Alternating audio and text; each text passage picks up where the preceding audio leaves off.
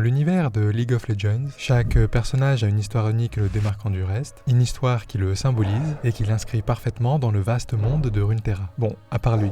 Lui, c'est une grosse merde, mais je vais quand même vous résumer son histoire. Ça prendra 2 secondes. La mort, c'est pas drôle, mais avec Shaco, elle est hilarante. Personne ne sait d'où il vient, qui il est, mais il existe. Voilà qui est Shaco.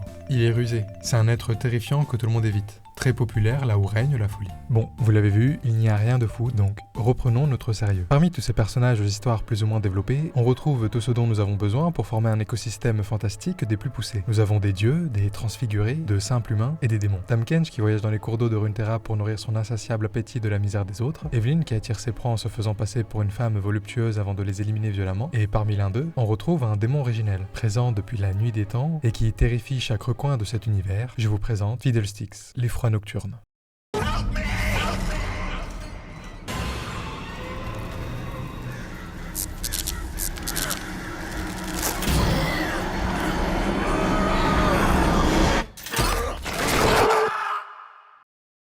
Contrairement aux autres personnages du jeu qui, pour certains, peuvent avoir une apparence assez réconfortante, Fiddlesticks, ou Fiddle, se démarque comme une entité bien plus que terrifiante. Il est la peur elle-même. C'est non seulement un des êtres les plus anciens de l'univers, mais il s'agit également de l'un des plus puissants s'il retrouve son plein potentiel. Ce n'est pas seulement un être maléfique qui souhaite le mal des autres en commettant des actes atroces, non, mais une représentation pure et brute de ce que les mortels redoutent le plus. Dans cette vidéo, laissez-moi vous présenter l'importance de Fiddlesticks dans le lore du jeu, la thématique qu'il représente, et analyser comment cette dernière se manifeste chez d'autres champions. Dans le lore aussi complet du jeu, Fiddlesticks n'est pas un simple démon comme Evelynn ou Tahm Kench que j'ai présenté précédemment. En effet, il est dans une catégorie à part, celle des démons primordiaux. Même si on ne sait pas grand chose à leur sujet pour le moment, ce sont des êtres très importants et même puissants avec une place majeure dans le monde de LoL. Dans le jeu, actuellement, pour sûr, nous en connaissons 2. Fiddlesticks, vous vous en doutez, qui est un champion jouable avec des capacités pouvant apeurer ses adversaires, et Ashless, pas connu de tous car plutôt dissimulé, mais il est utilisé par Nilah, un personnage jouable du jeu. Il est aussi une entité primordiale liée au sentiment humain de la joie. Fiddle, quant à lui, est un écho des premières peurs humaines. Il se nourrit des terreurs les plus profondes, amplifiant les cauchemars de ceux qu'il traque. Son apparence elle-même, un épouvantail désarticulé, rongé par le temps, reflète l'angoisse primitive de l'inconnu. D'ailleurs, ce jeu avec la peur est au centre de son gameplay avec sa capacité passive. S'il prend par surprise un adversaire, c'est-à-dire en l'attaquant avec un sort sans être vu au préalable, il lui infligera terreur. Une mécanique qu'il partage avec d'autres champions tels que Shaco cité précédemment, Vex, Warwick et quelques autres. Cette terreur ou cette angoisse qu'il inflige sont reflétées dans son design, un épouvantail des plus sinistres. Ce concept d'une entité qui se nourrit de la peur n'est pas unique à League of Legends. On retrouve cette idée dans des œuvres emblématiques comme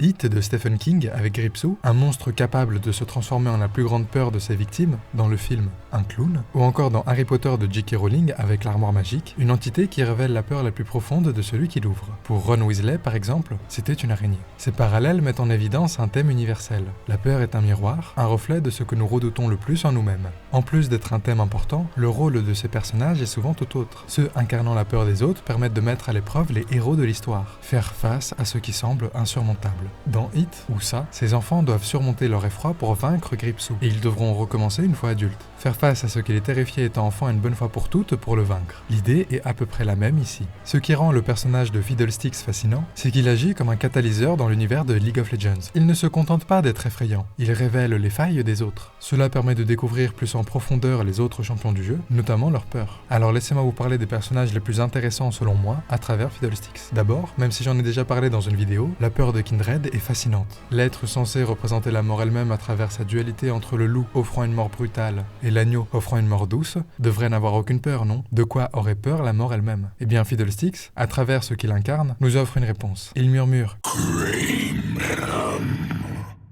ou l'homme gris ou pâle en français. Une référence directe à ce que Kindred était avant de devenir un duo symbolisant les essences jumelles de la mort. Cette peur renvoie donc à l'idée d'être isolé, quand Kindred se sentait très seul, oublié, sans personne pour partager son destin. Mais bon, j'en ai déjà parlé dans une vidéo, donc attelons-nous un peu à d'autres personnages. Nous pouvons également parler de Miss Fortune. Fiddle lui dit et je sais pas vous, mais cette réplique me fait toujours froid dans le dos. Et il réfère au vrai nom de Miss Fortune. Gangplank a attaqué son domicile, et ses parents ont demandé à Miss Fortune de se cacher. Mais ses parents n'ont pas survécu. Pour aller de l'avant, elle changea de nom. Pour ceux qui ont vu Arcane, Fiddlesticks dit à Jinx Jinx, all your fault, all your fault. faisant directement penser à l'explosion qui a entraîné la majorité des drames entre les deux sœurs Violet et Powder. Fiddlesticks met en lumière plein de traumatismes. Yasuo et son frère, Riven et la peur d'être coupable, Garen et sa sœur qui est une magicienne alors qu'il a horreur de ça, et j'en passe. Fiddle ne se limite pas à être un simple antagoniste. Il symbolise un élément central du lore, l'impact des peurs profondes sur les sociétés et les individus. En tant que figure primordiale, il réunit les peurs primitives qui transcendent le temps et les cultures. Son impact va au-delà du gameplay ou des événements. Fiddlesticks rappelle une vérité fondamentale. La peur est universelle, mais elle est aussi un miroir de notre humanité. Chaque champion, à travers ses peurs, raconte une histoire émotionnelle et humaine. Son existence nourrit un cycle éternel de peur. Plus les gens le craignent, plus il devient puissant, et plus il devient puissant, plus il inspire la terreur. À lui tout seul, il montre que la peur est une force intemporelle qui a influencé l'histoire et le destin de nombreuses civilisations de Runeterra. Mais quel est son rôle dans le lore, hormis révéler la peur des autres, me diriez-vous? Parce que, dit comme ça, Fiddlesticks en soi n'a rien de bien intéressant. Eh bien, détrompez-vous. Déjà, laissez-moi vous rappeler que ce personnage est un des plus anciens, les plus puissants de cet univers, et qu'il s'agit d'un des 10 démons primordiaux. Pourtant, si les 9 autres sont enfermés avec Ashley qui est utilisé par Nilah, Fiddle, lui, est libre. Mais pas à son plein potentiel. Les Celestials, ou êtres célestes, par peur de Fiddlesticks et de ses capacités, ont décidé de diviser son pouvoir en 10 clés dispersées un peu partout dans Runeterra pour l'empêcher d'inspirer la terreur partout dans le monde. Cette idée se voit même dans ses splash art. Avant son rework, on peut voir qu'il en avait déjà une. Et après ce dernier, au fil de ses différentes représentations, on peut voir qu'il en acquiert de plus en plus. Si cela lui permet bel et bien de récupérer sa force, ça lui permettra également, peut-être une fois toutes les clés réunies, de libérer les autres démons parce que oui, ces clés, en plus de limiter les pouvoirs de Fiddle, permettent de garder prisonniers les 9 autres démons. Même s'il est en bonne voie, sa quête ne sera pas aussi simple, et ça, à cause de Zoé et Nilah. Zoé, comme on peut le voir ici, lui a volé une clé, et dans une vieille légende de Targon, on peut lire « A joy of twilight, stealing the only joy of a whispering aurore », faisant peut-être penser que Zoé, l'enfant de l'aurore, aurait volé la clé de la joie, du démon de la joie, Ashley.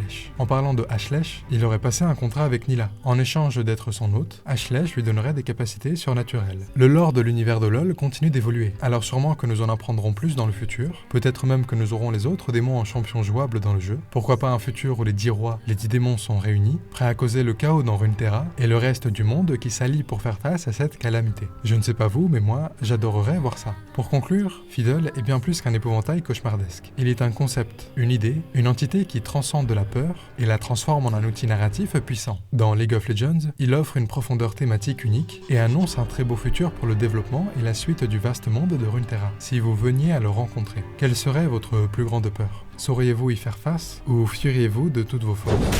Merci de m'avoir écouté. D'ailleurs, vous pouvez maintenant me soutenir en devenant membre de la chaîne. Bien sûr, vous n'êtes en aucun cas obligé, je continuerai quoi qu'il arrive de faire des vidéos. C'est juste du bonus, voilà tout.